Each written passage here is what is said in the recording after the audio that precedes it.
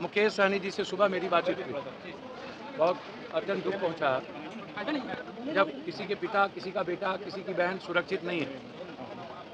मुजफ्फरपुर में नौकरी के नाम पर 100 से ज़्यादा बच्चियों के साथ शारीरिक शोषण किया गया। क्या हुआ? उसकी गिरफ्तारी हुई, उस पर एफआईआर हुआ। इस दोनों बच्चों के घटना को लिपापोती करने का प्रयास किया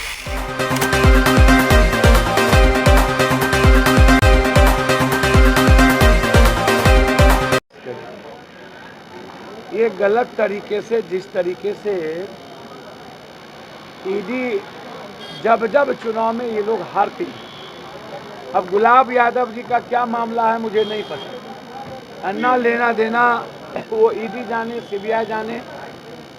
मुझे लगता है कि संजीव हंस एक निहायत ईमानदार अफसर हैं। वो पंजाब के दलित अफसर में से सबसे सीनियर हैं और मैं उम्मीद करता हूं कि संजीव हंस को गलत तरीके से प्रचारना ये सही नहीं है। संजीव हंस बहुत ही ईमानदार हैं और एक दलित अफसर में इतने ईमानदार देखने को कम मिलता है। एक साजिश के शिकार संजीव हंस को बनाना ये सही नहीं है।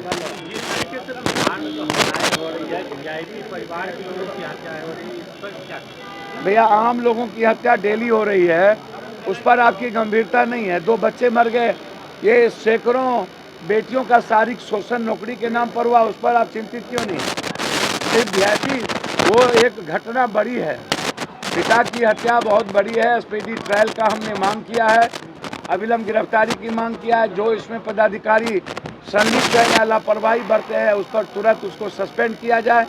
लेकिन हत्या तो हत्या होती है, चाहे वो वीआईपी का हो चाहे आम आदमी। कोई बख्शे नहीं जाएंगे लगातार ये बात तो लगातार हो रही है कि कोई बख्शे नहीं जाएंगे। हर दिन घटना भैया, हर ध्यान भैया, बच्चे का बताव से ढूंढिए। इतनी बड़ी बड़ी घटना घट रही है दानापुर में, इससे पहले मेयर मारे गए, लगातार पटना में मर्डर हो रहा है, तो किन किन का ढूंढ के आप निकाल लिए और आज तक आपने क्या कर लिया? ये कहे अब हम जंगल राज राजनीति बात तो नहीं करेंगे, लेकिन मैं इतना कहूँगा कि अब यह जो शासन है वो नीतीश कुमार जी का 4th पार्ट नहीं है। ये नीतीश कुमार जी नहीं चला रहे हैं, शासन प्रशासन कोई और चला रहा है। इसमें नीतीश जी का इकबाल कहीं नहीं। क्या कहेंगे आप? मेरे भी एक बात आप बताइए, कल 2 बच्चों की हत्या लगातार दानापुर में कई मर्डर हुए, पटना में दिन दहाड़े मर्डर हुए, लगभग बिहार में दहशत का यही आलम है। मुकेश सहनी जी से सुबह मेरी बातचीत हुई। बहुत अत्यंत दुख पहुंचा जब किसी के पिता, किसी का बेटा, किसी की बहन सुरक्षित नहीं है। मुजफ्फरपुर में नौकरी के नाम पर 100 से ज़्यादा बच्चियों के साथ शारीरिक शोषण किया गया। क्या हुआ? उसकी गिरफ्तारी हुई, उस पर एफआईआर हुआ। इस दोनों बच्चों के घटना को लिपापोती करने का प्रयास किया जा रहा है। मुझे समझ में नहीं आता है कि क्या सुशासन जो नीतीश कुमार जी का इकबाल था वो लगातार खत्म क्यों होता जा रहा है? कौन चला रहा है सरकार? अब क्या नीतीश कुमार जी की सरकार पर से का जो इकबाल था वो अब खत्म हो गया? सरकार देख कौन रहा है?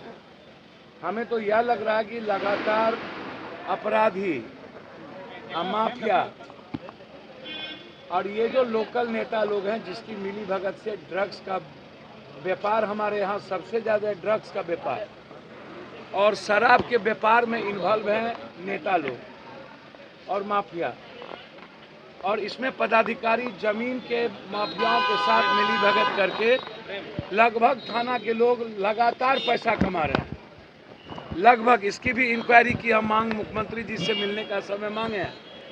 आज यदि मिल गया तो हम जो थाना प्रभारी इसमें इन्वॉल्व है, मुख्यमंत्री जी को हम एक चिट्ठी, एक लिस्ट देंगे कि कौन कौन लोग इन्वॉल्व हैं। पूरा बिहार ड्रग्स के गिरफ्त में है, गरीब का परिवार बर्बाद होता जा रहा है, लड़कियों का शोषण लगातार हो रहा है। और अपराधी जमीन के मुद्दे को लेकर के जिस तरीके से बिल्डर और जमीन माफिया हत्या पर हत्या करते जा रहा है और बड़ी घटना का अंजाम मुकेश सहनी ही सवाल नहीं है, सवाल पूरे बिहार के अपराधियों का नंगा तांडव। ये कब रुकेगा, ये इकबाल कब होगा? अभी हम एडीजी से मिलने ही जा रहे हैं, इसी मुद्दे पर सीधा एडीजीपी साहब से मिलने जा रहे हैं, शाम में चीफ सेक्रेटरी से मिलेंगे और हम लॉ एंड ऑर्डर के सवाल पर मिलेंगे।